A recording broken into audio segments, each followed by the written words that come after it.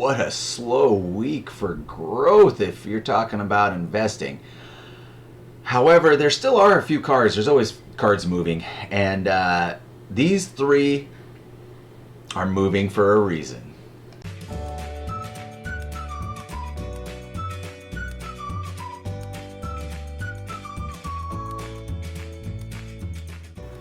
Welcome to the channel, my pack cracking family. Clever Magic Trevor here on the Clever Magic Community YouTube channel. And today we have Monday Marketing Minute. It's probably one of my favorite short videos. It's just so much fun. I like to get into the few cards that might be moving quite a bit. Let's get into it. Number one, we have Patron of the Veil. It's moved 72%. It's up to $24. You can find it less. Right now, actually, I think on eBay I saw it this yesterday or the day before for like $15. So it might be up at this point. Card Kingdom I think had it listed at like $15.99 a couple days ago. But let's look into it. Last week we looked at Bloodline Keeper. Bloodline Keeper, yes. Vampires, right? Vampires, because we are almost positive that Crimson Vow is going to have a ton of vampires, and right now vampires are moving. Let's look at the card. Flying. When Patron of the Vein enters the battlefield, destroy target creature an opponent controls. Whenever a creature an opponent controls dies, exile it and put a +1/+1 counter on each vampire you control. You're probably going to have a lot of vampires anyways. This one's flying.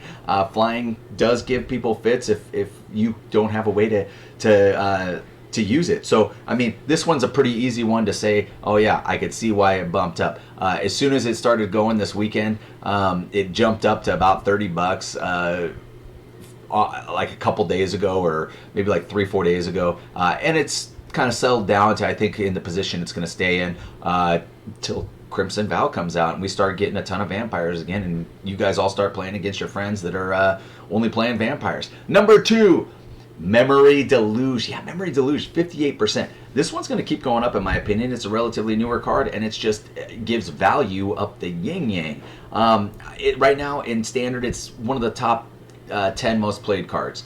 And we don't have a ton of sets in Standard right now, but it's not going to sit just in Standard. This one's going to go into a lot of Commander decks. I can see it right now because right now you can get it for relatively cheap. But you look at the top four of your cards, top 4 cards of your deck, and you take 2 of them, right? And then it has flashback for 7, so you get to play it again, and it's at instant speed. So it's one of those cards that Blue always likes to sit on their mana anyways. They don't like to spend it on their turn anyways, right? You can sit on it in exile or whatever. You're probably going to have a bunch of mana left over anyways. If you're not countering something, if you're not doing something, you're probably going to use this card again. It gives so much value. It's 2 cards in one basically, because it's a 4 mana cost, only 4 mana. That's ridiculous. And you get the flashback for 7. I'm not even going to go into anything more into that. If you don't have Memory Deluge right now, if you're not getting a bunch, if you're not putting them in a lot of your blue decks, you're behind the curve. Number 3. This one's kind of an interesting one. MTG Stocks had it down for number 3, and I'm going with it because I read about the article back in February 14th by Dana Roach, and basically she just said that every time she's ever seen this played, it gives a ton of value.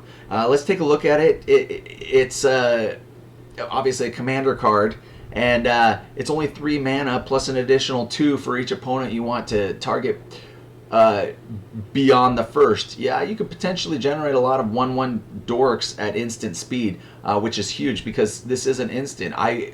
Originally, when I was looking at this before, I thought it was a sorcery, and I thought it was pretty good. And I know what you're thinking. $3 doesn't seem like that much, but it's up 51%.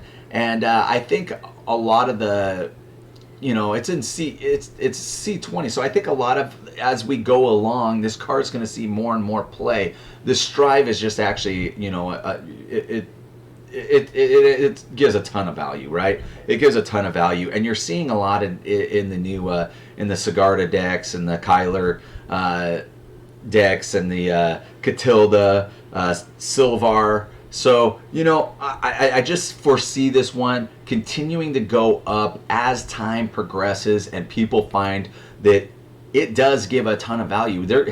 When you are playing against a white deck and you see this card, you're not thinking, oh, this is going to destroy me or anything like that. but it's always going to produce value. It's always, and I think that's really important to consider when you're putting something in a deck. Is it always going to give value? If it always gives value, it's probably a good choice.